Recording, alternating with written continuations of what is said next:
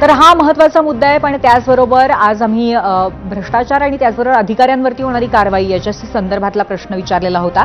एकंदरीतच या मुद्द्यांवरनं तुमच्या काय प्रतिक्रिया आहेत आपण पाहूयात. काही निवडक प्रतिक्रिया दाखवणार आहोत. माझा मीडिया सेंटरला एक्सवरनं पहिली प्रतिक्रिया शंतनू गौतम यांची आहे.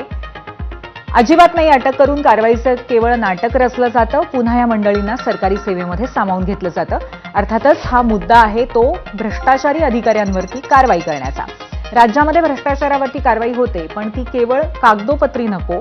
मोठ्या अधिकाऱ्यांवरही कठोर आणि वेळेत कारवाई झाली तरच व्यवस्था सुधारेल. मयूर बाकलीवाल यांची ही प्रतिक्रिया आहे.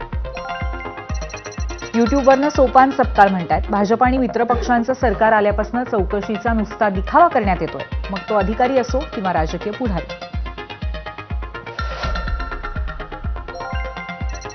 युट्यूबवरनं भावना मिठारी म्हणतायत, 95% सरकारी अधिकारी भ्रष्ट आहेत, कुठेतरी 5% चांगले सरकारी अधिकारीही आहेत.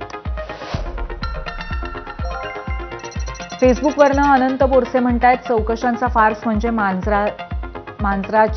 मांजराला साक्ष उंदराची. फेसबुकवरनं मुरलीधर परदेशी यांची प्रतिक्रिया आहे, कारवाई होते फक्त जनतेला मूर्ख बनवण्यापुरती, नंतर भ्रष्टाचारी परत रुजू होतात. इंस्टाग्रामवरनं उज्ज्वल कुमार म्हस्के म्हणतायत, कुणावरच कारवाई होत नाही, त्यामुळे भ्रष्टाचाराला अभय मिळालंय.